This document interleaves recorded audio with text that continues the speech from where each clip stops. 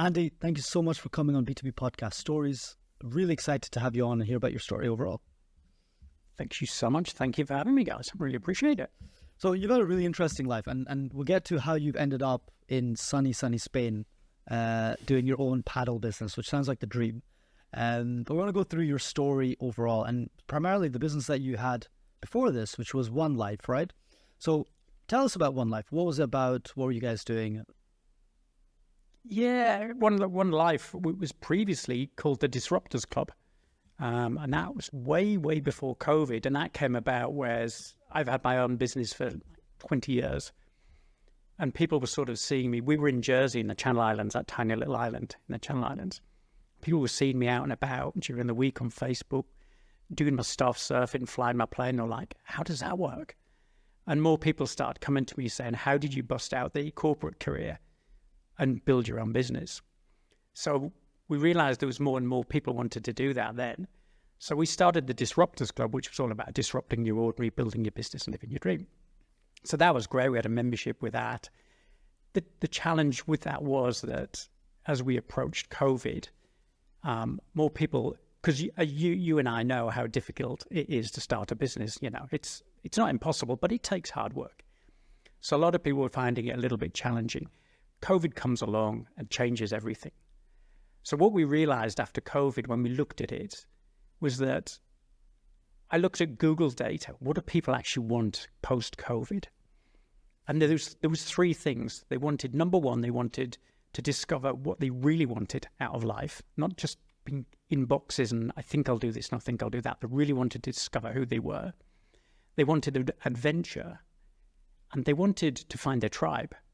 So we thought, well, that's kind of pivoted a little bit from build your business, live your dream to more, I just want to get out there and discover who I am. So we pivoted Disruptors Club into One Life. We'd moved down to Spain by then. And we thought, well, we've done it because I'd been working for myself for 20 years and I busted Jules, who's my wife and business partner, out of her day job. So we'd kind of done that thing. We'd done what we were saying we were going to do. So we thought, why don't we do it for others? Why don't we help other people do exactly that? Come to Spain, have some adventure, discovery, and find out what they really want to do. So that's how One Life, as it was, came about then.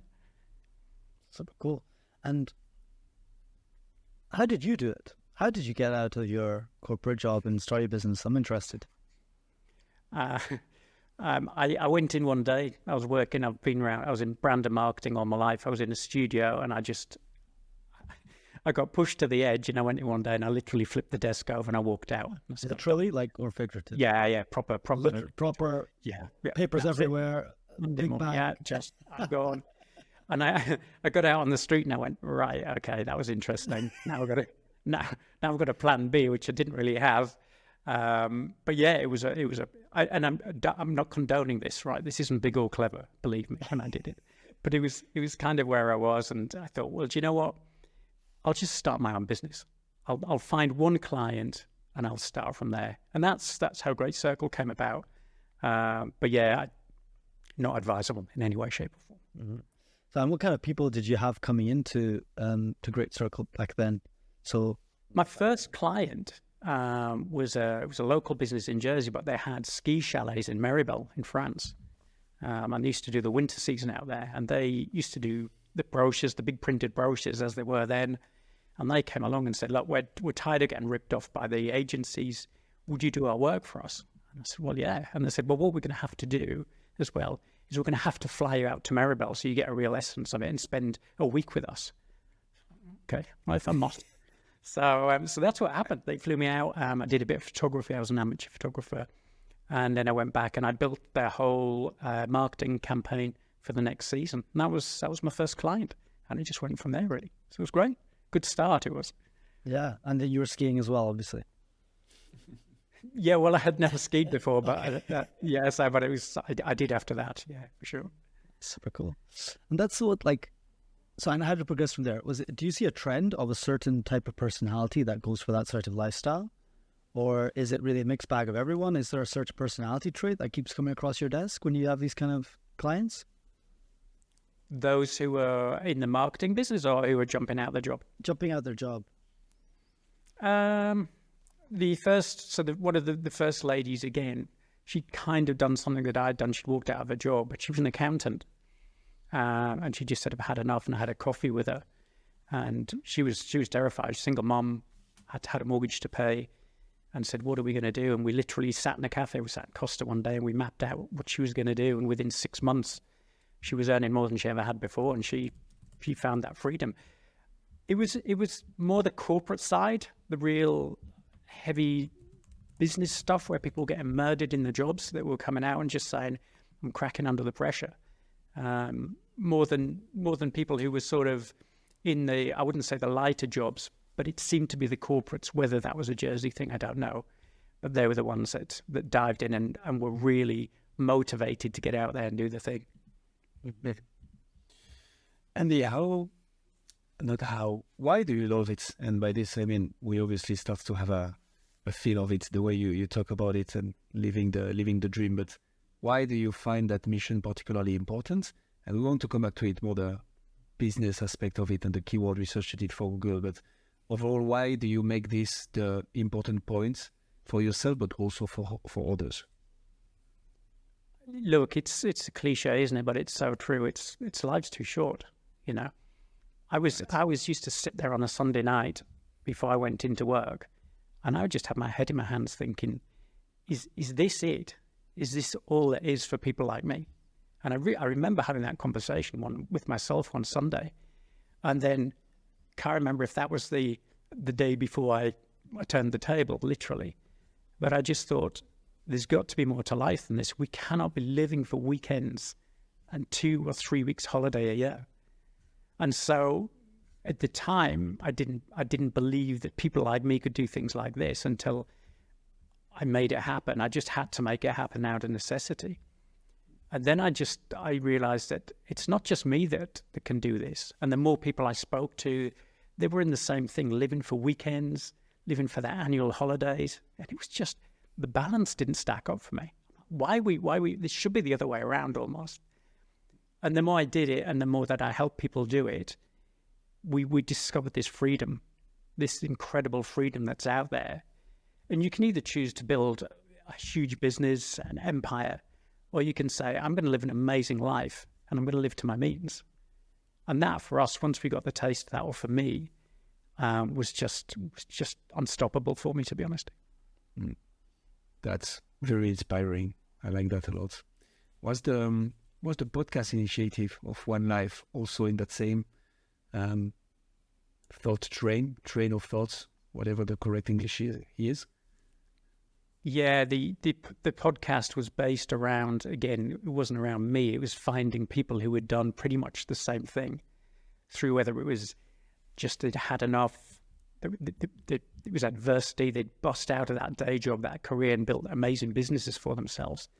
And it was, the journey of that podcast was just, for me, was fascinating. The people I had on there, I had ex-ministers from the UK, I had mums who'd gone out and were teaching other mums how to manage their money. The diversity of that podcast was simply incredible. I loved it. And I tried to do one a week because I was so hooked into it. And it was along that vein. And the more I did it, the more I found the people who were kind of the tribe, if you like. I always talk about tribe, find your tribe. And it was fascinating. And the podcast just grew because of these amazing people. So that's quite a story. I don't know. Actually, I don't know if it will be able to compete. But your first client was somebody who flew you to Maribel to do the season there. How did the podcast actually start? Like, where did the idea come from, and how did you actually start it? I'd been told about podcasts. Everyone said you need a podcast, and my perception of it was it's too much work, and I don't know how to do it. And I delayed and I delayed. I wish I hadn't. I probably lost a year of amazing people because my perception was it's too hard to start a podcast. But then I thought, right, I'm going to knuckle down. I'm going to get this done. I'm going to try one. And I'm a great believer if you don't have to get it perfect, you just have to get it going. And I did one. I got out there. I had all sorts of convoluted systems. I can't remember back in, a few years ago, I was using this platform and a bit of this and a bit of that. And I put it together and I just thought, this is fabulous. It was almost an outlet for me. And then people started, because the guests were sharing the podcast with their guests or with their audience, their tribe, more and more people were coming to me that way. And I was, what have I been waiting for? And I loved it. I absolutely loved it. I really did. That's really interesting. When me and Guillaume started our first podcast, Corporate Treasury 101, our very first episode was a climbing podcast. Not many people know about this. Guillaume and I were getting into bouldering at the time, and we were like, we want to start a podcast. What we're going to do about, we really love bouldering. We recorded a whole episode, and then we were like, we don't have any more to add after this. Like, we don't know what episode 2 is going to be about. And so we kind of that episode never went live. And then we said, okay, well, let's do that on Corporate Treasury, which was Guillaume's field at the time. And that really took off. And again, it was just that we recorded it out of one of our laptops. We thought we were using our microphone, that we had this clip-on mic that Guillaume had from some other endeavor that he had a long time ago. Turns out we found out like 6 episodes in, we weren't even using that mic properly because we didn't understand how to do it on the laptop. And it was actually just a laptop mic, one laptop between 2 guys sat at a table in a big living room with a lot of echo. And that episode 1 is still live, and it's our most listened to episode to date. To this day. And we're always like embarrassed. We're like, oh my God, we didn't know at all what we were doing. But it was just what you said there. We got the first episode out, didn't matter. We got better and better and better. And now we're almost episode 200 on that one. And it's way better today than it was episode 1, of course. But if we hadn't just gone out and started episode 1, got that first recording in, however it was, and just got it live and build that muscle of consistently publishing, we wouldn't be where we are today. And I completely like what you said there about it's just about starting. I think that's a great point, because a lot of people see the others out there saying, I'm on my 500th, my 1,000 podcast. Mike Richards, look how many Mike Richards has done. I sat around the table. He was one of your guests. Yeah. And I remember I met him at a mastermind, and he was like, same thing. What's this podcast thing? I'm going to have a go. But I think people can look at people like Mike and yourselves and go, how do I get to 200 to 500? And it's not about that. It's how do you get to number 1? And you go from there. I think that's one of the biggest things that I've heard from people. And that was me as well. So, yeah. No, super cool. So, I mean, we can give first steps here, right? What's the first step to starting a podcast? It's just sit down, start recording on a conversation that you want to have, either with someone, ideally. You can use Google Meet, you can use Teams, you can use whatever you want. If you're live with each other, just use your laptop microphone. Find one of these RSS publishing platforms, right? Like Buzzsprout, Podbean, etc. Stick it up there, give it a title, and that's it. You're done. And it'll push it on Apple and Spotify and everything like that. That's your episode 1 done, really. Right? And like I said, so I guess you've seen this in all aspects of business, right? People thinking everything needs to be perfect to get started. How do you tackle that generally with the people that you work in your businesses? I think it's like you guys, isn't it? It's leading by example. You know, it's being that proof that you don't. You know, well, I loved what you said about your first episodes. I think that's brilliant. And nothing's perfect. You know, you just have to get going. But you also have to find, going back to tribe, maybe the right people to be around you to inspire and motivate you and say, just have a go at it. No one's waiting out there with sniper rifles to shoot you down. People are, for example, when you start a podcast, the fear there, but when you get one out, people go, that's great. How did you do that? So I think it's definitely leading by example and encouraging people to get started and showing them the benefits of it as well. So that's a great point. What did you see as the benefits of the podcast that you had for your business when you had it back then? Yeah, well, as I said, the benefit for me was it was so rewarding because I met more people and it was fascinating, these stories. But on the back of that, I got more traffic. I had people coming to me asking about the business. How do I get involved? Can I join the membership? And these people, I'm like, where are they coming from? And they were coming either from my podcast, but more often the guests putting their podcasts out there. So you're expanding your audience exponentially with every guest that you have. It's phenomenal. So it was a very nice side product of a podcast with the business growing alongside of loving what I'm doing. I mean, does it get any better than that? No. I think that's the part about podcast content that people always forget. So you can make general content, you can make social media posts and this and whatever, but that's usually just you're putting on your website or on your social media, and that's it. It's just really stuck to your audience. The value of the podcast is, especially if you're interviewing people, is when you post it, you tag that person, they reshare it, you automatically access to all of their followers, all of their network as well. And then every single guest you have, you're sort of branching into this new network of individuals on social media platforms and whatnot that give you this reach of impressions. And even if 1, 2, 3 of them come onto your page and one of them converts into a client every second episode, then huge business ROI on that, right?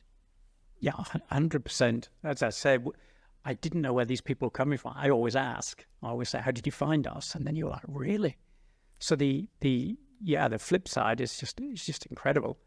And it's, if you're not doing this, if you have a business and you're not podcasting, you're missing a huge opportunity, because it's going to expand your mind. It's going to be more interesting. It's more content for you. And it's going to grow your business. There are two ways about it. There is this concept of tribe that you keep on mentioning, and it's very funny to see that. So even in a niche in corporate treasury now, we start to be in live events, and we have people recognizing us, and we're like, okay, that's a bit surprising to just get known for a treasury podcast where you discuss about a very geeky aspect of finance. But there is this, and there is also the kind of tribe and brand you create with your podcast directly with your guests. Like each guest that comes on the show now has or belong to the Corporate Treasury 101 community because they've been here, they have given insights, they have explained what they're doing, but also they have given their best advices to people listening to us. And that's how you slowly but surely create a tribe, right? I would like you to explain us a bit this concept and how you've included it in your different endeavors and in your podcast. Like, how do you apply the concept of tribe to this whole business, but also podcast aspect? Yeah, I think the first concept of tribe for me was when we launched the Disruptors Club. So that was literally a live launch in Jersey, in a hotel in Jersey. And there was this whole new concept of like, who are these guys? What are they doing? And let's go along and have a look. So there was 99% of the room was there. I didn't know anybody, but they started to listen to what we were saying. We had guests on stage. It was a half-day event.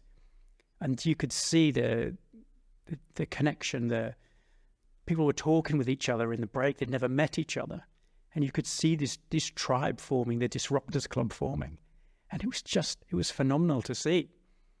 And then when that rolled into the podcast, it grew even further. People were saying, what is the Disruptors Club? I was like, come and listen to the podcast.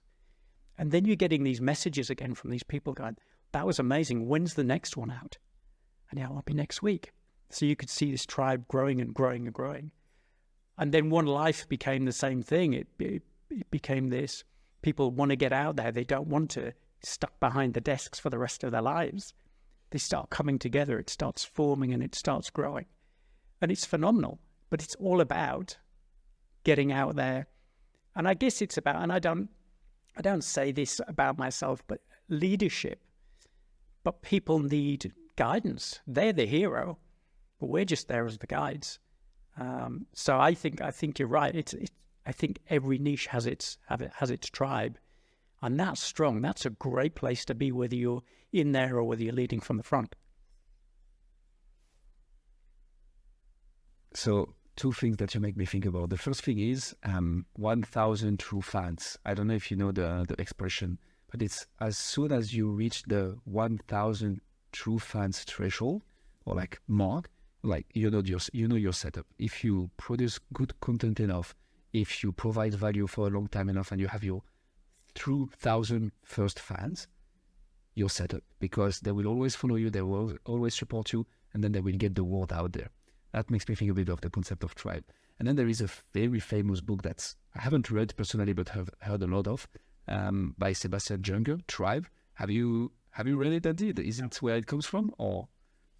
I haven't, but I will now. putting you on the spot. Sorry about that. Yeah. But yeah, definitely, and it highlights the importance and why people need to feel this belonging to a group, and the homecoming aspect of things. It's a very interesting one. But yeah, fair.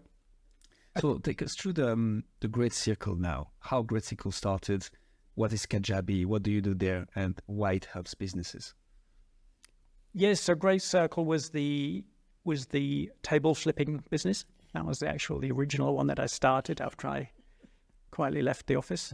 And the name's a bit weird, but let me explain that. I've been flying for pretty much all my adult life, learned to fly and flew planes and stuff. And there's a concept of the shortest distance between 2 points lies along a great circle. So if you ever fly across the Atlantic and you're looking at the dreaded map on the seat back and thinking, how long is this going to take? You'll see it's in a curve, and that's called a great circle. So I apply this concept of getting my customers from where they are now to the way they want to go without any delays, any fuss, added expenses. And it kind of stuck. It was a bit of a weird name. It's a great name. It's got a nice meaning behind it. Yeah, it was kind of. I tried all sorts of aviation stuff in there, but I thought, no, that's where I want to be. So that's been my baby really for, as I say, well, more than I incorporated the company 21 years ago, but that was my freelance business before I started. So I'd worked with some of the biggest brands in the world. I worked with Adobe, Bentley, Audi. I was a brand manager for all these big brands. So I basically took that experience and wrapped it into Great Circle.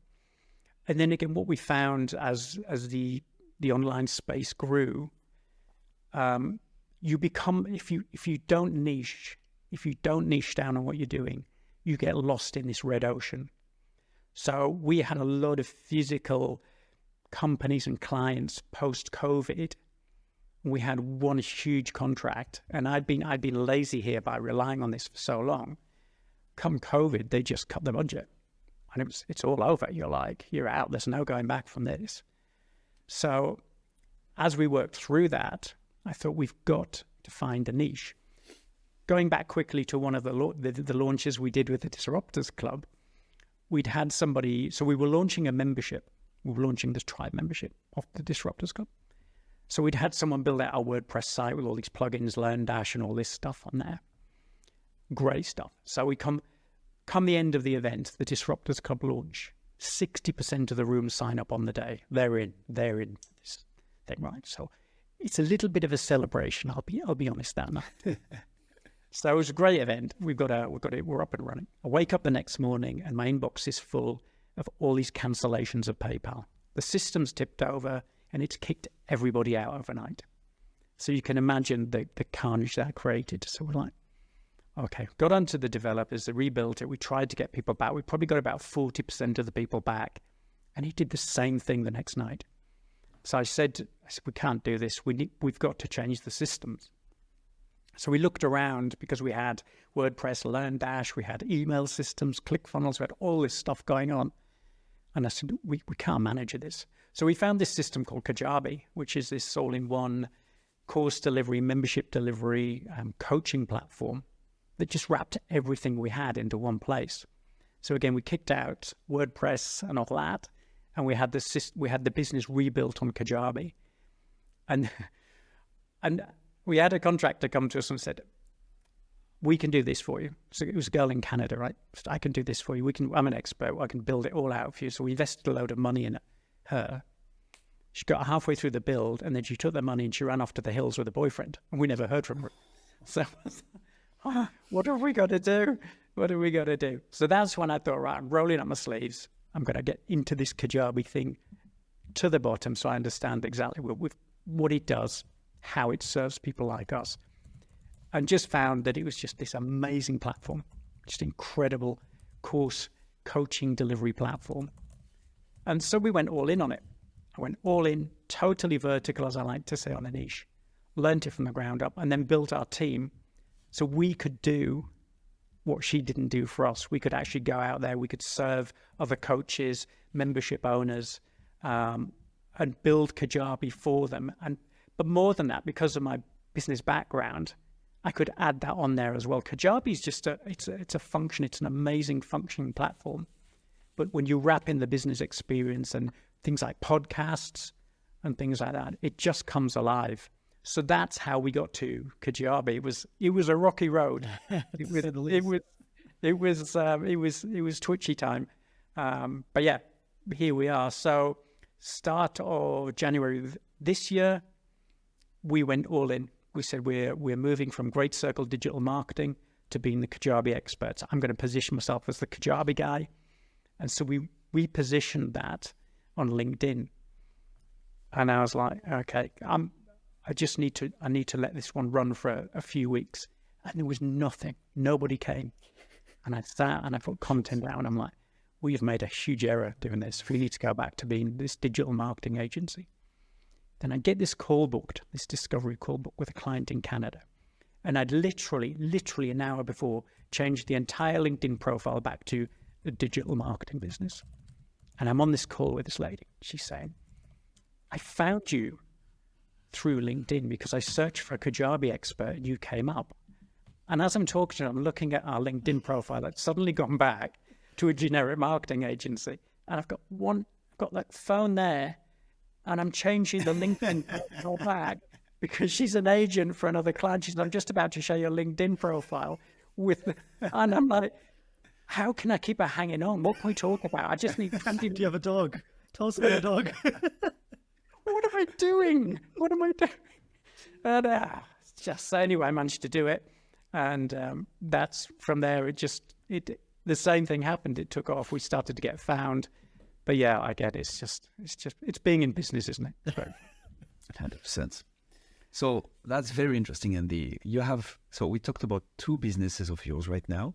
The first one, it started with what I understand is a keyword research, right? You just go on Google and you try and find out what people actually search for, what do they want.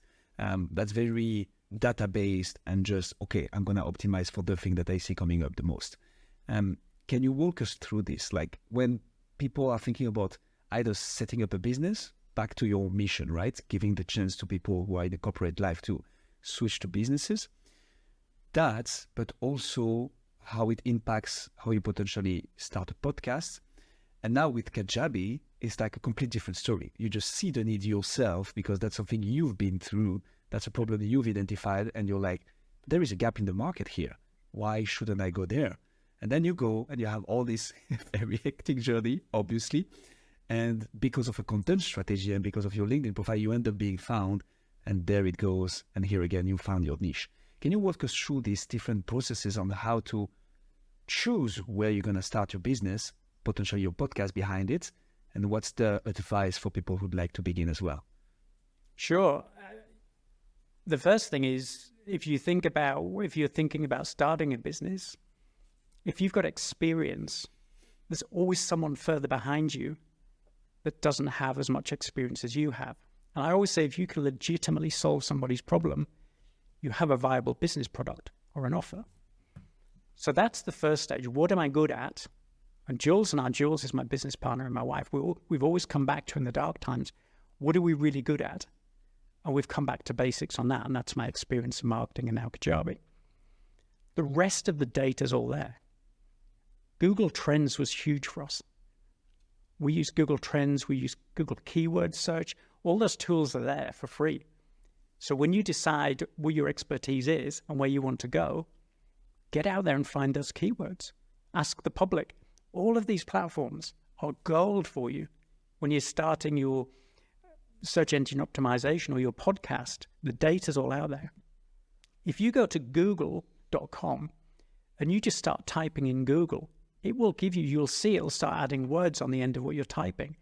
This is what people are searching for. The data's all there. And if you know how to use this, you are so far ahead of the next guy. And that's what we do in every project when we help people who come to us to start a new business. Research. But it's all there. It's not as dull as it sounds either. It can be really good fun. But what it will give you is that head start, that forward thought process, the content that you need. And that's how we've always done it. Okay, that's very good. So just for the record, we're gonna put the link in the show notes. But I think one of the tools you mentioned is Google Keyword Planner, right? You just go there and you see the volume of researches for another one. And then the one I didn't know is Google Trends, but that's very good again, because you know by putting in a keyword, what are the trends around this word? Super interesting. And now for the Kajabi one, here it's more you've identified a gap in the market where you had experience and you just decided, okay, I'm gonna go all in there. That's pretty much the story. Yeah, Kajabi awarded us Kajabi expert status towards the end of last year. So when you get that official tag, if you like, you get that rubber stamp from the people who actually build this thing. You've got to go all in on that because you've got validation. You're not just someone in Canada who's going to take your money and run off to the hills. This With the boyfriend. This isn't about people in Canada running off the hills. I'm sure they all do it. Yeah. But when you get something that you are all in on, go 1 inch wide, a mile deep, as I say, on the vertical. Okay. And that's where you'll win. And you have to serve at that level. And it takes time, it takes patience. But when you're that good, I always say, be the best in the world at what you do. Love that. It's so hard though. So when you and I started our businesses, right? Like, we're always like, oh, but like this one person's talking about this other thing that kind of does what we do. And then we're like, oh, let's do a bit of that and let's do a bit of that and let's do a bit of that. And it gets wider and wider and wider. And then we get to a point where we're like, yeah, but we can't deliver on all this. And then we go, you know, let's stick to the basics. Let's stick to what we're good at. Let's stick to podcasting. Let's stick to this, right? Like, it's so hard. It's that patience thing that you said there as well, right? Just say, look, okay, other opportunities are coming, but that's not, you don't have to jump on all of them. Like, and you can't, and you're never going to be good at it. You're never going to give good results to get the good referrals, to get the further business, to get the everything else, right? So how do you, I'm guessing like with all the different businesses that you work with, that's a common thing, right? Do you have any like tips, tricks, advice, or is it just put your head down? It's that I've been there. We've tried so many things because you know what it's like as entrepreneurs. Those shiny objects are so attractive. You know, we've done so many different things, and it always comes back. It always comes back. And this was post-COVID again, which biggest lesson for a lot of us is stay in your lane. Just stay in that lane. As attractive as those other things look like, do what you do best and go all in on it. And then you'll be better from all the other people that's spreading out. I've done it. I'm guilty. We've had property businesses. I've tried aviation businesses. And it's just you get too thin.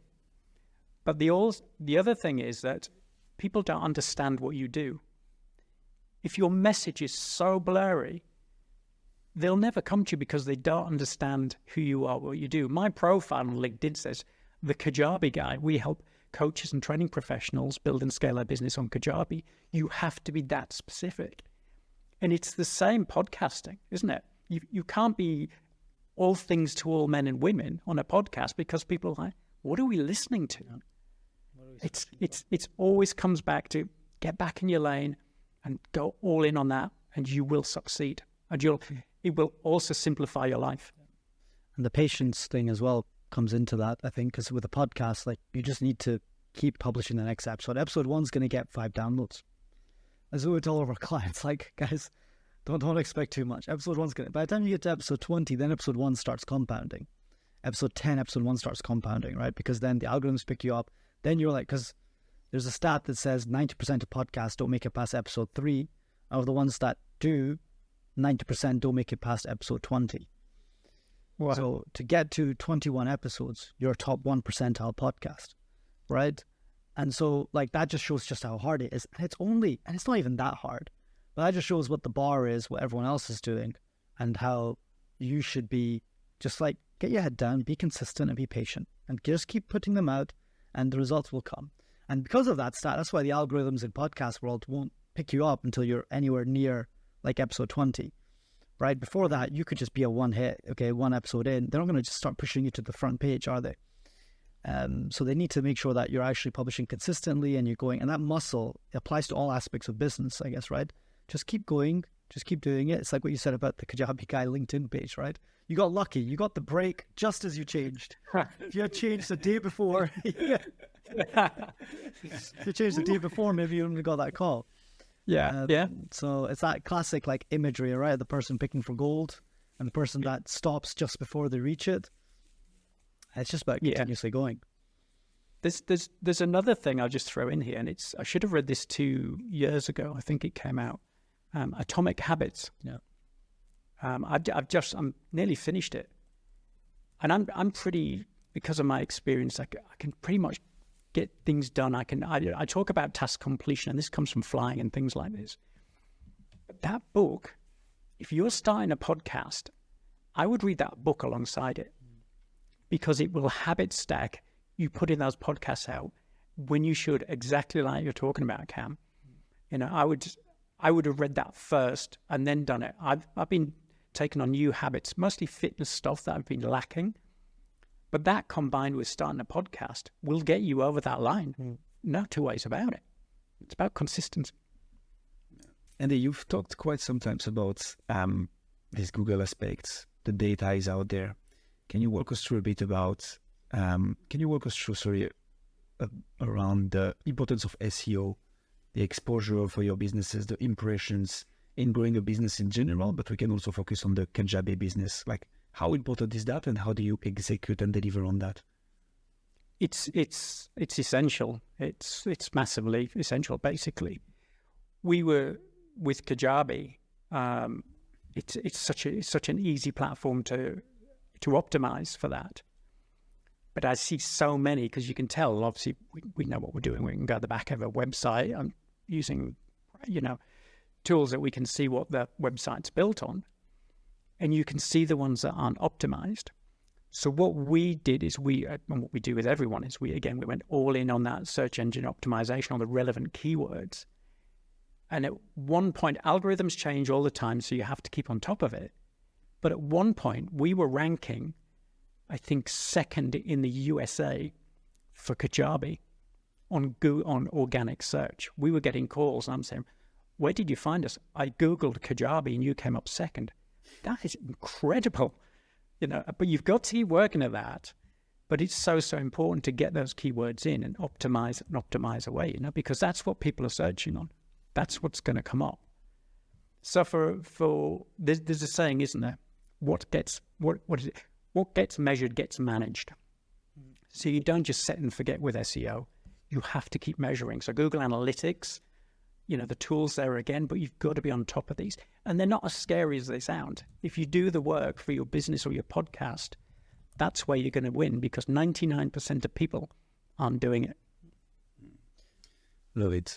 And for this, we have a big a service that is very appreciated by our customers, which is SEO optimization through podcasting. Obviously, you have that part where you can transform all the episodes into a SEO optimized article, but the untapped secret that optimizes for SEO through podcasting is actually having the guests to share something on their website and create a backlink to it. Because as you said, the algorithm changes all the time. So you can optimize as much as possible on page to have the latest keyword and the most searched keyword and the most trendy one, and make sure that your 20 service pages are optimized for SEO. But eventually the algorithm will change, and eventually people will search for something else. But off-page SEO, the backlink part of it, won't change, or very likely won't change a lot. A backlink is a proof of authority, and that will make your website rank higher.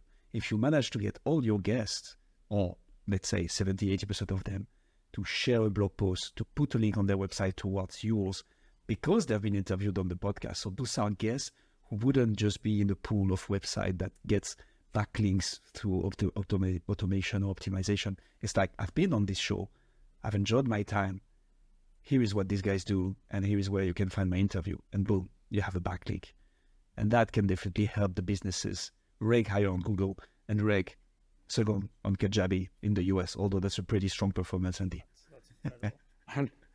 What you said there is really important, because what I didn't do with my podcast is do that stuff. I sort of went and I was like, just get more guests. And I didn't do any of that at the time. And it's so important, probably because at the time I really didn't know how to do it. So what you talk about there is so important, because you're doing all the front end work, which is fabulous. But this stuff that, you guys do and other people is so important. That's what I think I missed out on the first one. But so when we restart our next podcast, that's going to be right up there. So high up there. Very cool. Andy,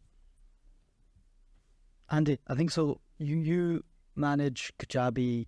You help people build their Kajabi businesses, right? I'm guessing you also, and with your digital marketing experience and background, right? You guys are making sure their businesses get discovered to a certain degree also, right? How do you do that? What are the common strategies you use for that, maybe outside of podcasting? And then we can tell you how podcasting can help. First things first, if we're building their business or we're optimizing the business on Kajabi, we'll get that fully search engine optimized, the content on there. And then it's building a clear content plan around SEO. It's being really clear on what that looks like, not just knocking out another blog that hasn't got H2 tags on or anything like that. There is strategy behind this to raise, the results to be found, because we know no business is unique. So to get ahead of the game, this is important. So we start with the site, we start with the content, and then we look at the strategy of how are we going to drive that. And again, there's a client we're talking to at the minute that she should have 5 million followers. She's so important in the holistic diabetes space. She just, things haven't been happening for her, which we're working on now. And her next stage, I think I spoke to you guys about this before, is podcast, 100%, because she needs to be out there. There are millions of people that need her. So once we've done the basics that are there, it's like, what's next? And that's why, again, the podcast thing has to happen, because it's going to get it to the world, for sure. 100%. Andy, thank you so much for coming on to our show. Is there anything that we discussed that you want to dive more into, or anything that we missed? I think thank you for having me. I mean, it's great. I love chatting to you guys. And I think just recapping on what we talked about, I love that, the way you guys have niched down as well on this. It's fantastic on what you're doing. But no, I think it's great. What it's done by chatting to you is it's reignited my podcast love. And I was like, and I've been, because we've been pivoting and trying not to pivot too much and pivot back, the podcast's been on the to-do list, but that's happening now. That is going to happen for sure. So I'm going to need some help from that. And you're really just along the road, aren't you? So. Exactly. just we play right away. Just a small piece of right. You can fly over on your twin engine sometime. Sort of name, yeah. But no, I think thank you guys, because it's got me where I need to be, and the importance. It's reminded me of the importance of podcasts as well. So no, absolutely fabulous. Thank you so much. Appreciate it, and thank you so much. Thank you for listening to the B2B Podcast Stories. We hope you enjoyed the show, and if you did, please don't forget to hit subscribe and check us out at ghamarketing.com. Have a great day.